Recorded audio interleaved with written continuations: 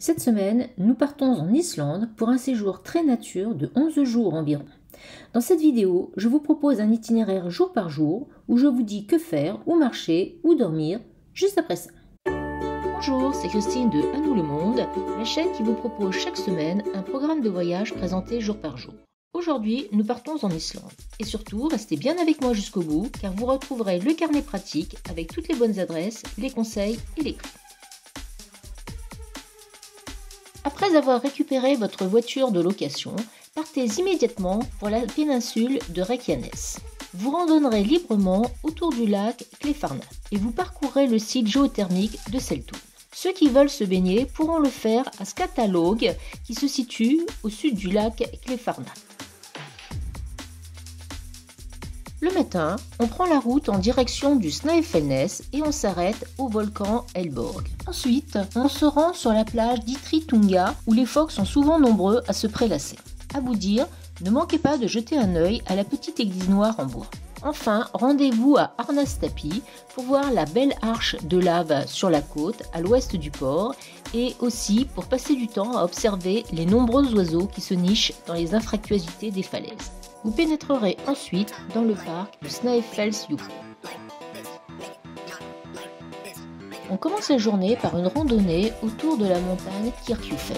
Arrêtez-vous ensuite à la colline Helgafell et surtout n'oubliez pas d'y faire un bout. Pour information, le mien s'est réalisé, alors sait-on jamais. Ensuite, rendez-vous dans la petite ville de Stykkishólmur, une grosse bourgade avec de jolies maisons colorées et un petit port naturel.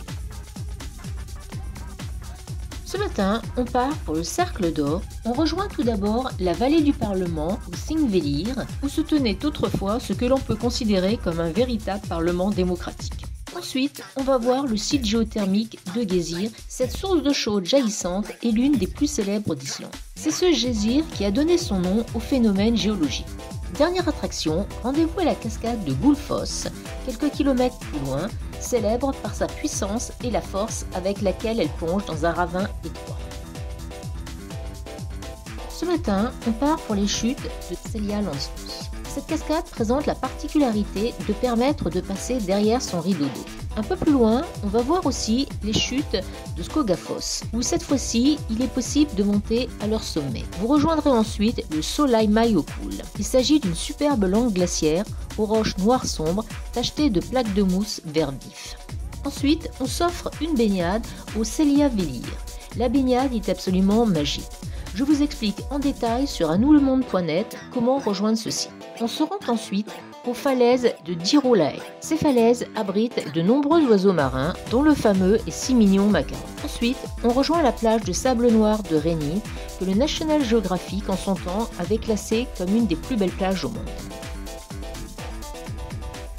Ce matin, on prend la route 1 vers l'est et on traverse les grandes étendues vertes de Heidrun.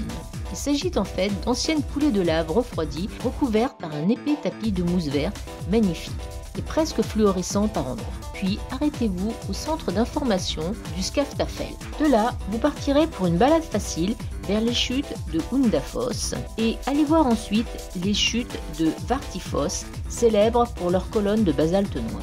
Ne manquez pas non plus de faire un petit détour par la bergerie de Sel que l'on peut visiter gratuitement avec ses toits de tourbe recouverts d'herbe. En fin de journée, reprenez la route toujours vers l'est jusqu'au Jökulsárlón.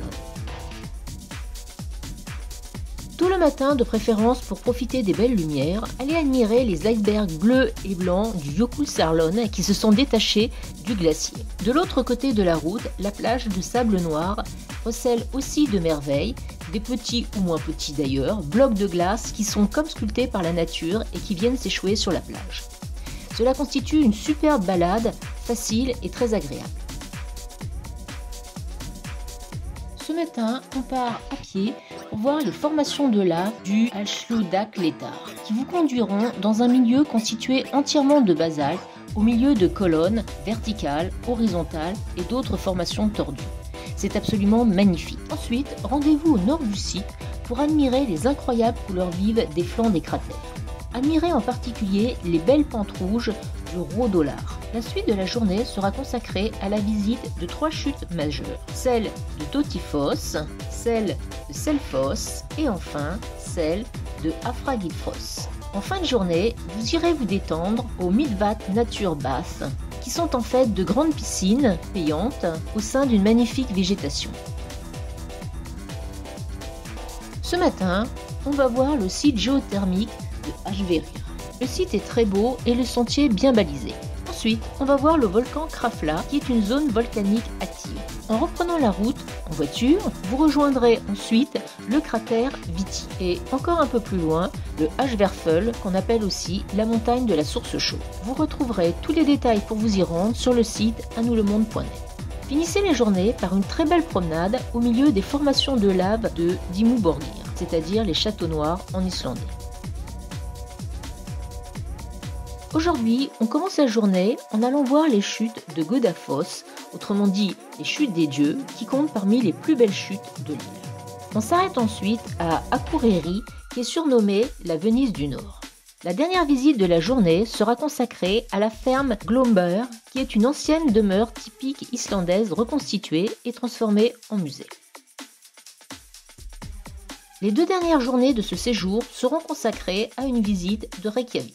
Promenez-vous le long de la mer près du port, admirez l'Arpa, l'opéra centre de conférence de la ville. Faites un tour de ville dans la rue principale avec ses petites boutiques de créateurs. Les amateurs d'art contemporain se régaleront avec les visites de galeries, en particulier celle de Skólavörðustígur.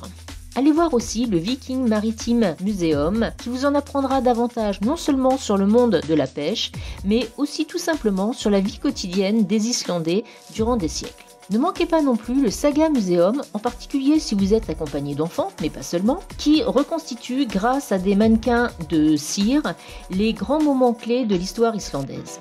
Même si le lieu est touristique et cher, il serait dommage de quitter l'Islande sans avoir expérimenté une baignade au Blue Lagoon.